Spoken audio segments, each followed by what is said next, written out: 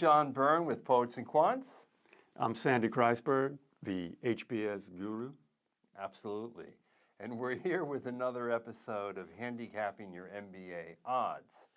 Today's candidate, we'll call him Mr. Teach for America, because obviously he's been teaching for America for 3 years actually. He's actually chair of the science department at Teach for America. He has a 720 GMAT, a very impressive GPA from Washington and Lee, 3.75, and he wants to go to a great school. He has already submitted his applications to MIT Sloan and Northwestern Kellogg. He also will be applying to Stanford, Tuck, and Darden. Great group of schools. What do you think? This is an interesting case. It's a Teach for America pure play. This guy graduated Washington and Lee. He then joined Teach for America for 2 years, and I think he's now become the science chair. Right. And he's got the 375, as John noted, and the 720. The question this presents is Teach for America a proxy for like an investment banking job? And I'm curious to know what the answers are going to be. I think at Kellogg, this is kind of where his hair parts naturally. This is a kind of a Kellogg story. Why do you say that? Kellogg is interested in the intersection of business and education. It used to have a nonprofit focus that it's attempting to, pivot away from a little bit, maybe that much. And it's just known for being the home of the good guys, as is another school he's interested in, Tuck.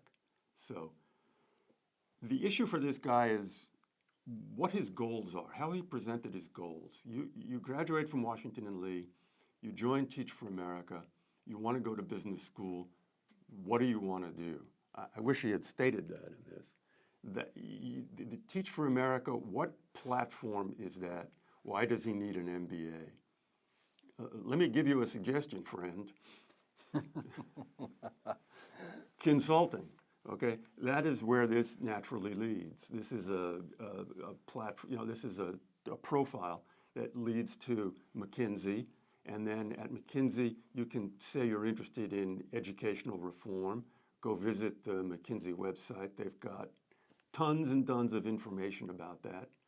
And from there, you've got a very good application. Your long-term goals could be as the head of a educational reform company, or getting involved in education reform, or policy, or private enterprise in education has now become a big field. So you've got a consistent story. And whether that happens or not, as you know, we don't care. From the admissions point of view, you've really packaged yourself very well. Now let's talk a little bit about Teach for America. Ever since Wendy Kopp founded this organization, it became a feeder to a lot of elite business schools. Many very prestigious undergrads consider it a quote-unquote ethical alternative to Wall Street. And the Harvard Crimson, actually only last year, ran an opinion piece that was sort of negatively disposed toward the Harvard Crimson has been the avant-garde of Teach for America blowback. They think what it's doing is I believe that editorial, famous editorial in the Harvard Crimson called "Don't Teach for America," bound to get a lot of attention. I think it's one of their most read pieces. The virtue of a provocative headline. I think their argument was people are slumming in Teach for America who are not planning to be teachers. They're disrupting the real teachers, and right. They're stopping educational reform, and it's just a pedigree, program for elite undergraduates. So as a feeder, is it jumped the shark? No, the Harvard Crimson is just way ahead of where the state of the art is on this. Somebody on the Harvard Crimson just got this bee in their bonnet somehow. But in terms of business school admissions, Teach for America is still a kind of gold standard. Right. I mean, it's become the educational version of the Peace Corps in the old days, right? Very good, very Yeah. good analogy. So odds for MIT Sloan, which could be a stretch, I don't know, but the numbers are good. 720. MIT Sloan is always looking to go against type, and their new admissions director has stated that. So I think they might give this guy a close look, depending on what his undergraduate record was, what his quant skills are. The quant score here is 44 raw score. That might be a slight concern for MIT, but they'll take a guy like this if they really like him. Yeah.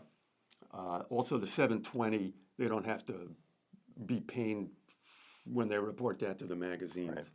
And the 37, is that the number? 375. Yeah, 375. That's good. So I think this guy's got like a 40% chance at MIT. And plus, although he didn't say he's a STEM grad, I think he is because of the science department chair and the fact that among his very few extracurriculars, he's done some work mentoring kids on the STEM side. I'm not so sure of that. Okay, that's fine. I don't think to head no diss to high school teachers, but I don't think you need to be a STEM grad to head a STEM department at Teach for America. I think you could pick that up. So what's the percent at MIT for him? 40. 40. Okay, what about Kellogg is 50 Kellogg. plus, and then Stanford? Again, the most highly selective U.S. school. Looks like, and in fact, they became more selective recently, 6.5%. Yikes. Down from Ouch. 6.8. Okay. Ouch. Stanford, you were talking 20%. It's a question of executing in an affecting way through their odd questions, getting a little lucky, and what the cohort of white male do-gooders is. This guy didn't say it, but he should apply to HBS, where his chances are like 30%. Tuck? 40. Tuck is like Kellogg. I mean, this guy seems like a Tuck kind of guy. Yep. And finally, Darden, UVA. It's just less selective. I think his chances at Darden, if he can convince them he wants to go there, are like 50% plus.